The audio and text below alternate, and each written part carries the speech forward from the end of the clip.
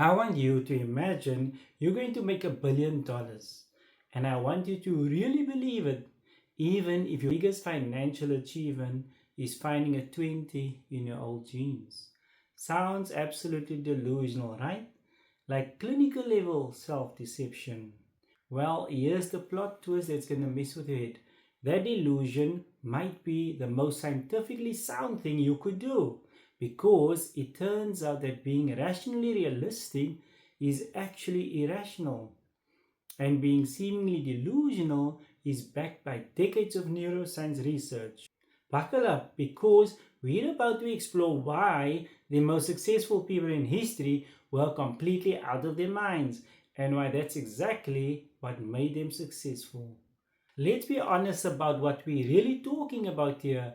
When someone with zero business experience says they're going to build $1 billion company, because then we call that delusional. When someone who's never written a book says they're going to be a best-selling author, we call that self-deception. When someone living paycheck to paycheck says they are going to be financially free in 5 years, we call that fantasy. By every rational measure, these people were delusional. And here's the kicker: they had to be, because if they had been realistic about their chances, they never would have started. There's something psychologists call positive illusions. And it's not what you think. It's not about lying to yourself. It's about your brain's requirement for unreasonable confidence in order to attempt unreasonable things. Dr. Shelley Taylor at UCLA discovered that mentally healthy people consistently overestimate their abilities, their chances of success, and their control over outcomes. The people who are realistic about their limitations, well, they are the ones struggling with depression. Your ability literally requires a level of self confidence that would appear delusional to outside observers in order to function at peak performance. This isn't a bug in the system, it's a feature. Here's the wild part: Stanford researchers found that people who were told they were naturally gifted at a task, even when they were not, consistently outperformed those who were told they have to work hard. The delusion of natural ability created actual ability. So when people call you delusional for believing in your big dreams, you can thank them, because delusion, it turns out, is a performance enhancing drug, and it's completely legal. Your brain has this incredible quirk.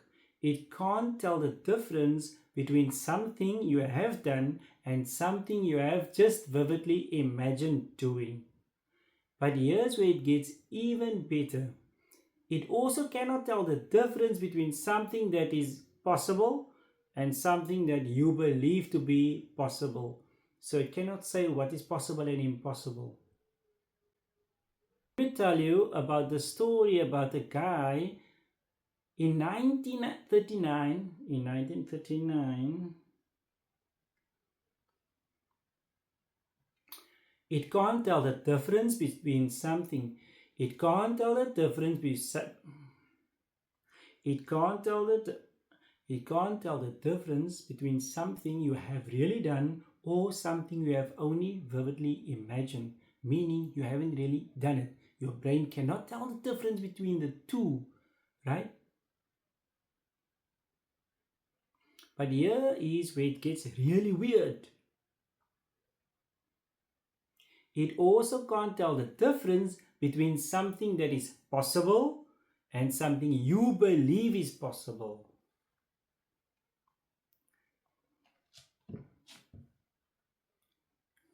Let me tell you the most beautiful story about accidental delusion. In 1939, a statistics student named named what?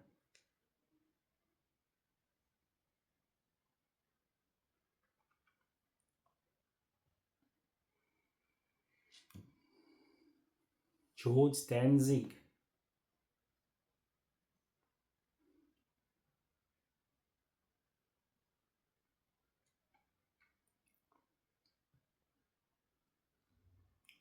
Let me tell you the most beautiful story about accidental delusion. In 1939, a statistics student named George Danzig showed up late to class at UC Berkeley. He dozed off, and when he woke up, he saw two problems written on the blackboard. Thinking they were homework, he copied them down and spent the weekend solving them. A few days later, he showed him to the professor and apologized for taking so long with the homework, but the professor nearly fainted. Those were not homework problems. They were they were two of the most famous unsolved problems in statistics, problems that have stumped the greatest mathematical minds for decades.